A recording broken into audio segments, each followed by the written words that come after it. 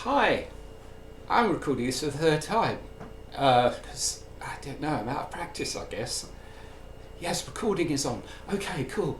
Hi, 2020, what a year. If it wasn't enough, all of the stuff that we've all been having to bear, 2020 is also the year that my mother had to go into hospital for emergency heart bypass surgery, which coincided exactly at the same time as other traumatic thing. And yeah, but she's doing okay. She's doing fine. Although I don't think I'm going to be able to go and visit her. We won't be able to go visit my parents, I think, for Christmas this year. Let's see, but if not, it'll be the first time in ages. First time in nearly 20 years, I think. But yeah, these things are the same. Everybody's going through them. But there are some signs, you know, through the darkness. There's some signs of hope. So we'll see. But yeah, as a result of the lockdown, I wasn't able to do my album. We just couldn't get into the studio. I decided to to release singles. So I ramped that up and gave a good amount of time before the release of the first one. It was almost a couple of months, and that was released on the 1st of September. I Only Want to Sing the Blues. We'll be releasing more, but just the life is throwing curveballs at me all the time. I have to go and dodge them.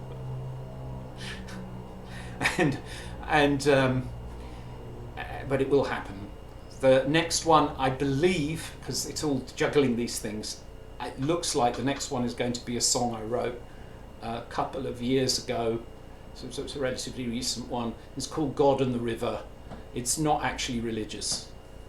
Don't worry, it's not a religious song, but it is a philosophical song.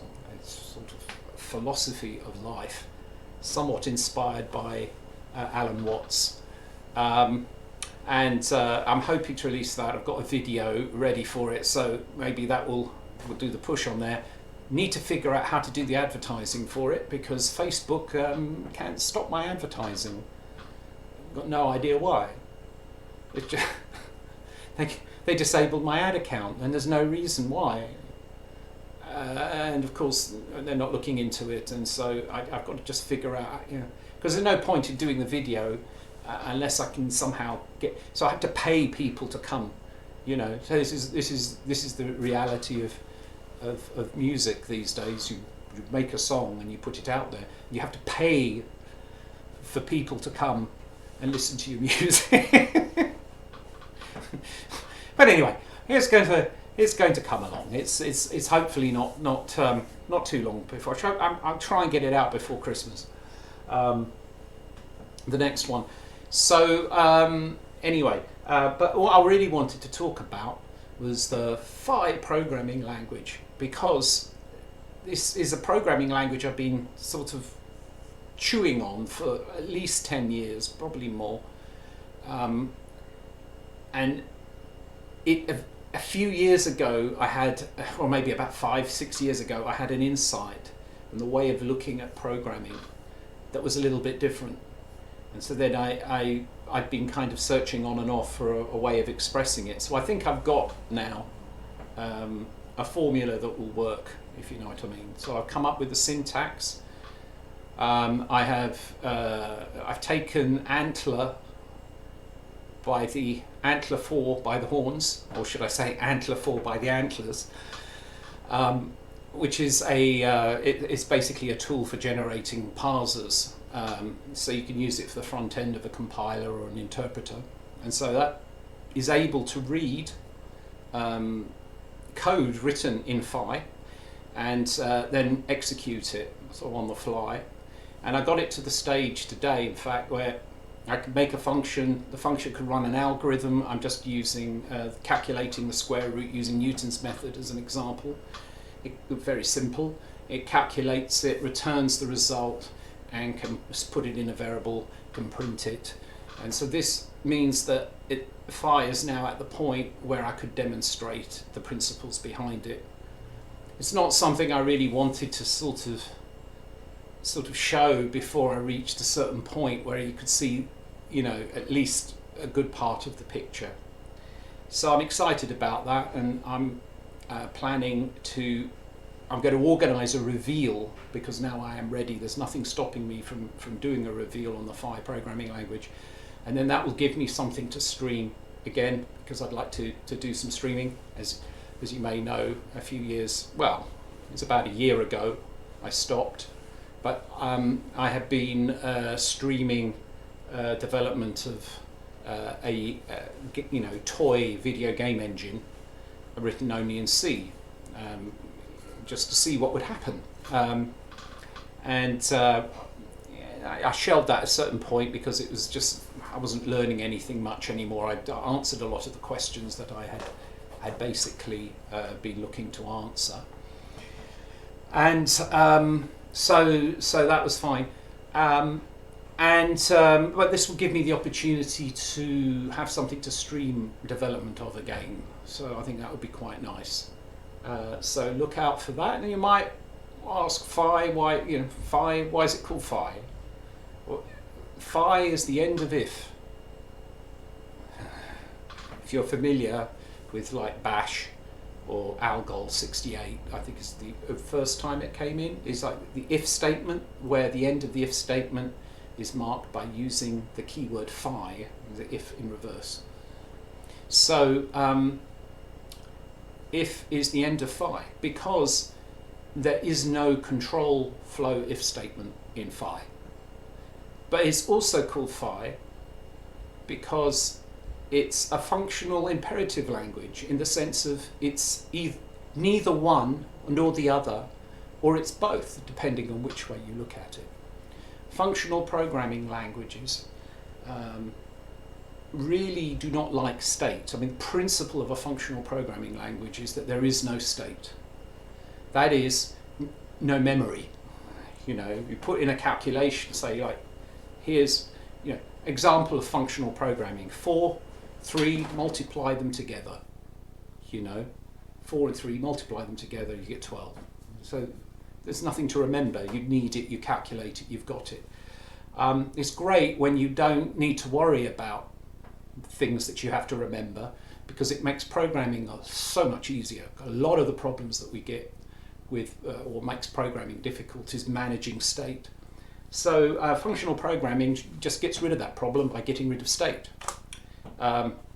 which sounds fine until, of course, you realise that it's impossible then to do anything useful.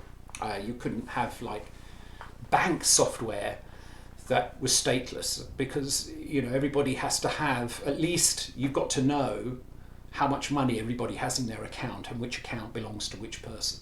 How can you do that without state? So in practice, functional programming languages have to bend the rules of functions. They have to introduce state, because you can't do anything useful without state. On the other hand, imperative programming languages are ones in which state is essential. It's actually there implicitly in the language as it executes the code. There is state. A program itself running for an imperative programming language is a state machine. In fact, a microprocessor is a state machine.